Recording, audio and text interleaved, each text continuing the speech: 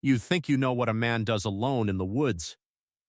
You picture the work, the lines, the seasons, the cold and the quiet, and the self-sufficiency of a life built on reading animal behavior and terrain and weather.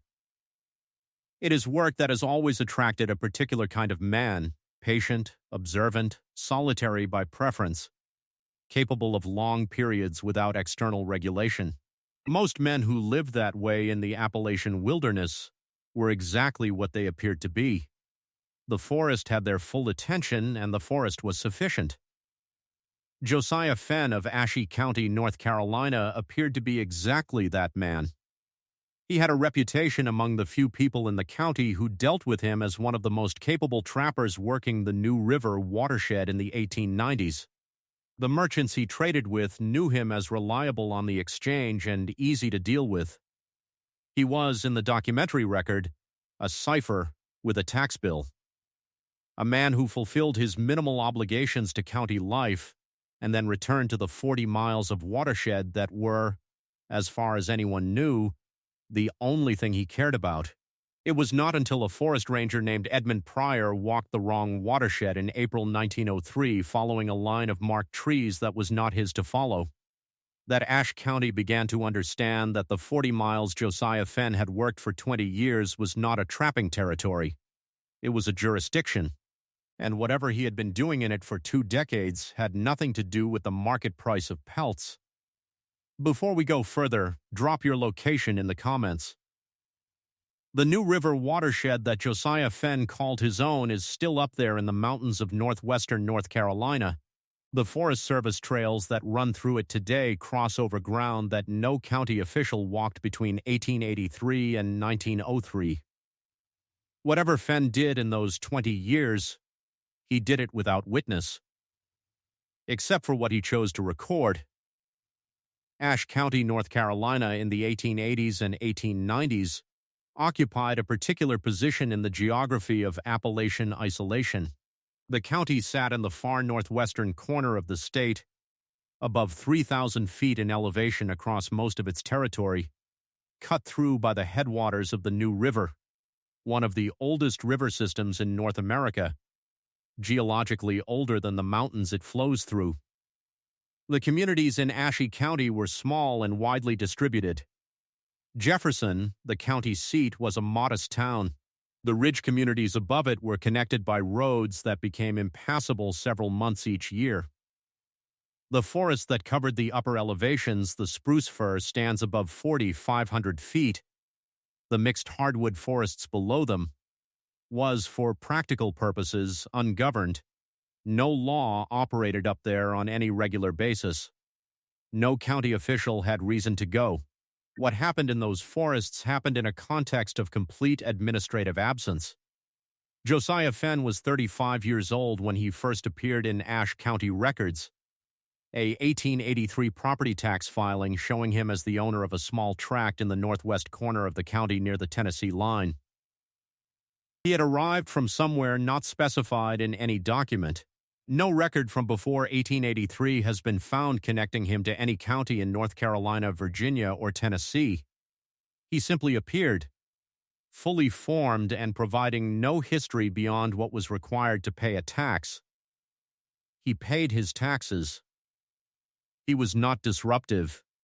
He filed no legal claims. He made no enemies that required official attention. He was, in the documentary record across 20 years, a man who existed at the minimum threshold of county participation and nothing more.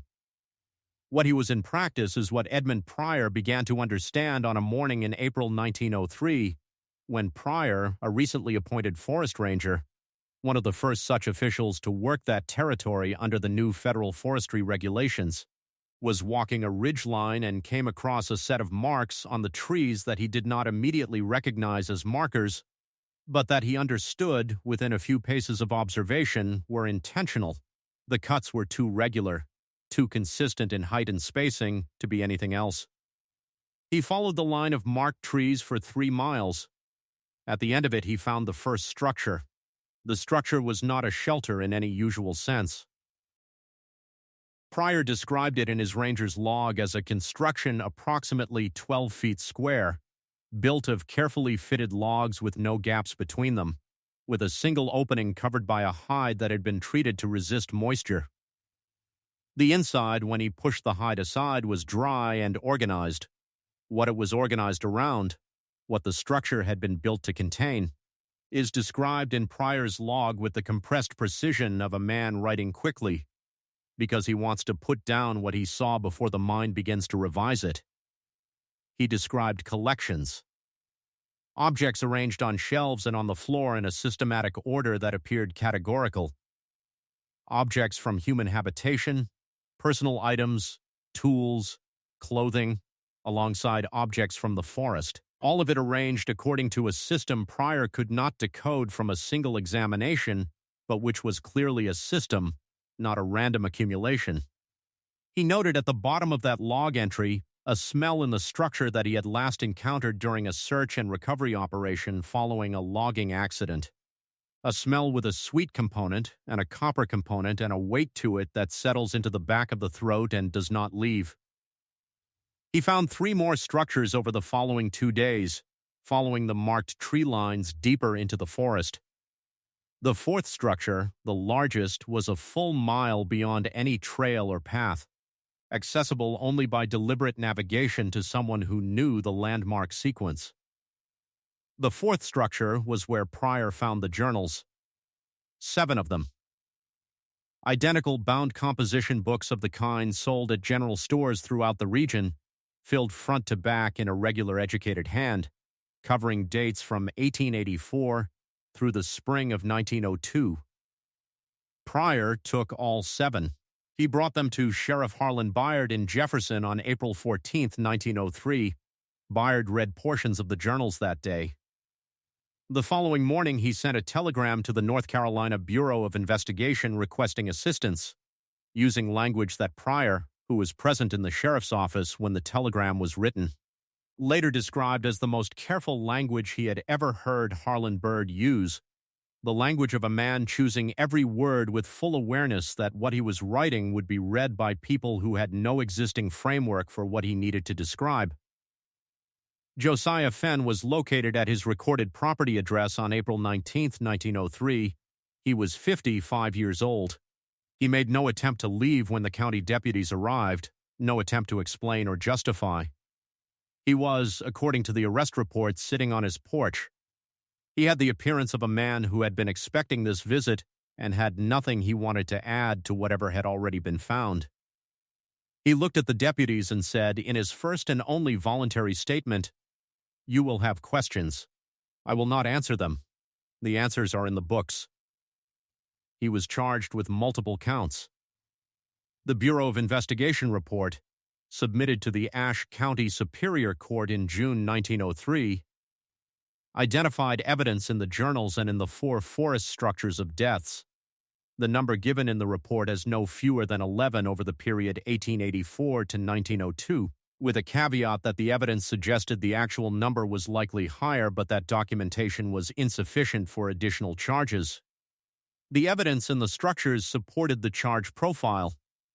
That evidence was described in a supplemental addendum to the Bureau report, submitted to the court under seal, and never entered into the public record. The journals themselves were submitted as exhibits. They were read only by the judge, the prosecutor, and the Bureau investigators. They were not read aloud in court. The defense attorney appointed to represent Fenn, a man named George Prater, was offered the opportunity to read the journals and declined. He later told a colleague in a letter discovered in a family collection in the 1970s that he had declined for reasons he was not willing to elaborate on in correspondence, but which he trusted his colleague to understand from the general nature of the case. His colleague's response, if it exists, has not been found. Fenn was convicted and sentenced to death. He was executed in 1904. He made no final statement. He had made no statement of any kind since his arrest beyond the sentence on the porch. The answers are in the books. The 7 journals were retained by the Ashe County Courthouse after the trial. A 1962 inventory of the courthouse's historical evidence storage notes them as present. A 1978 inventory does not include them. The county clerk of that period, when asked about the discrepancy by a local historian in 1981, said she had no explanation for it and suggested they may have been transferred to state archive storage. The North Carolina State Archives has no record of receiving them. The answers are in the books. And the books are gone. The New River watershed is still there. The Forest Service trails run through it. The spruce fir stands above 4,500 feet, still stand above the elevation where the mixed hardwood begins. If the marked trees still exist, if the cuts Edmund Pryor followed in April 1903 are still visible on bark that has grown around them in the intervening century, no one who has reported on the watershed has mentioned finding them.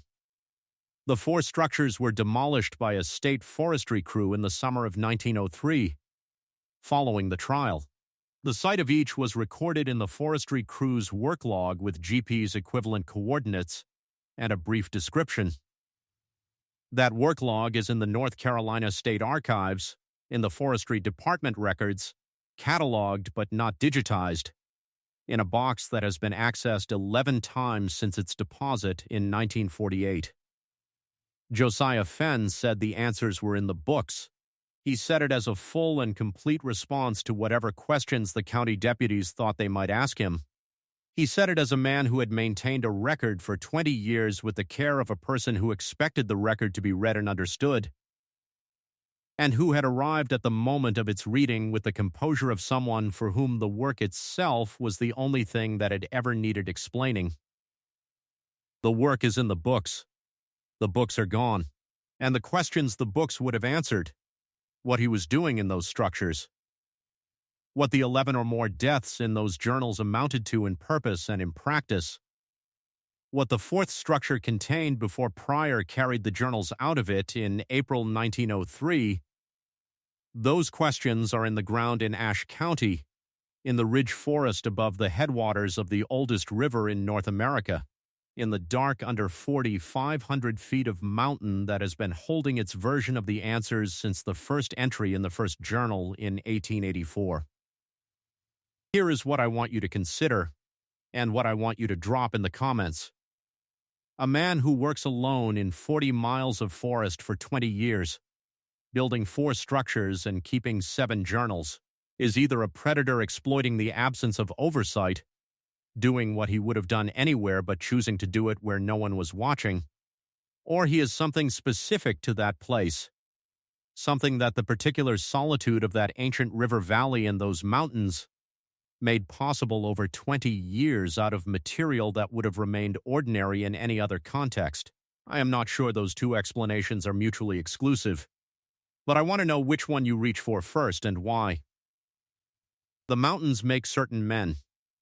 The forests keep certain records. And the answers that were in the books are somewhere now in whatever county archive or private collection or fill site received them in the years between 1962 and 1978, waiting for whoever eventually finds them and decides whether opening them is the kind of thing that should be done. There is an element of Edmund Pryor's ranger log that case summaries consistently underemphasize. When Pryor found the first structure and entered it, and spent roughly 20 minutes documenting what he found, he made a decision at the end of those 20 minutes that he does not explain in his log but that is visible in what the log records next. He did not go back. He had found one structure at the end of a marked tree line. There was, logically, the possibility that the tree line continued and led to additional structures. He had seen enough of the organizational system in the first structure to understand that this was not a single-use shelter. He was a forest ranger. His professional function in the new federal forestry framework he had been hired to implement was to document and report everything he found in his assigned territory. He had found something that was clearly the beginning of a larger system. He did not follow the tree line further that day. He walked back to his horse and rode to Jefferson. He came back 2 days later and spent 2 more days following tree lines to the remaining 3 structures.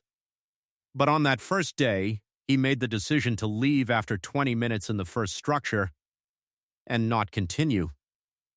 His log does not explain why. The log simply transitions from the description of the first structure's contents to the notation that he departed the area at approximately 2 in the afternoon and returned to his base.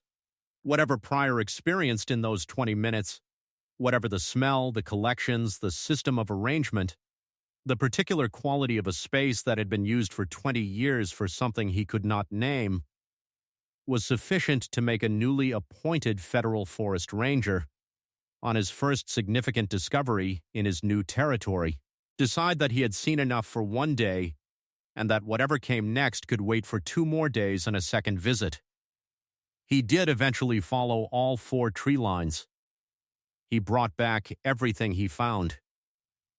He rode to Jefferson with the 7 journals and set them on the sheriff's desk and watched Harlan Byard read them. He testified at the trial without providing details that the public transcript records. He spent the remainder of his career as a forest ranger in that territory, filing annual reports that described trail conditions and timber stock and wildlife surveys and every other element of his professional mandate. Without any further reference to the Fenn case, or to the New River watershed above the elevation where the marked tree lines ran. He retired in 1931 and died in 1948. His personal papers, donated to the Ashe County Historical Society by his daughter, do not include any private account of the April 1903 investigation or any document referencing the 4 structures. He was there. He spent parts of 3 days in those 4 structures, in the 4th of which he spent the longest time because the journals were there and he read enough of them to understand that they needed to go to the sheriff before anything else happened. He was a primary witness to everything the public record describes obliquely and everything the restricted addendum described with the specificity the court required.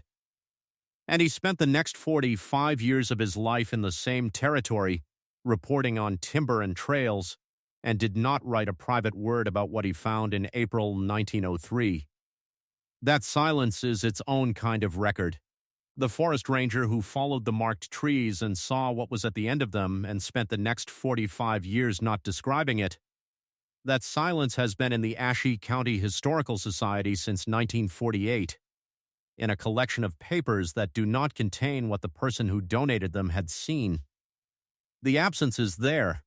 You can feel the shape of it in what the papers cover and what they decline to touch. The answers are in the books. The books are gone. And the man who was closest to them spent the rest of his life in the same forest, not saying what he knew. George Prater, the defense attorney who declined to read the journals, made his choice known to one colleague in one letter, and that letter sat in a box for 70 years before a researcher found it. He gave his reason as reasons he was not willing to elaborate on in correspondence. He did not elaborate in any other available document either. He practiced law in Jefferson until 1921 and then retired, and his practice records from those years are in reasonable shape, and none of them mention the Fenn case or the journals or the choice he made in 1903 to decline the reading. A defense attorney who refuses to read the evidence against his client, who actively chooses not to know the specific content of 7 journals that document what his client did for 20 years in 40 miles of forest, is a man who has made a calculation.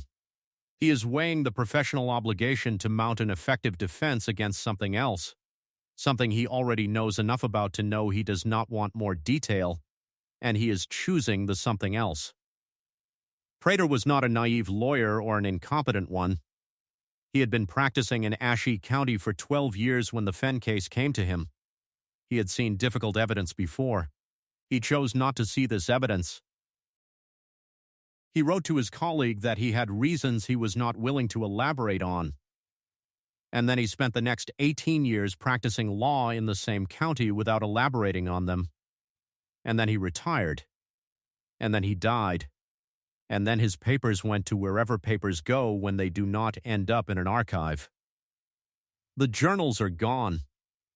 The addendum is sealed. The defense attorney declined to read the evidence. The forest ranger spent 45 years not describing what he found. And Josiah Fenn sat on his porch on April 19, 1903, and said the answers were in the books with the composure of a man who understood that the books were the full and complete answer to everything, that they contained not just the record of what he had done, but the explanation of why, and that anyone who read them carefully enough would understand both things in the same reading. Whether that explanation would satisfy us or horrify us, or do something we do not have a word for, that question went into the ground in 1904 and has not come back out.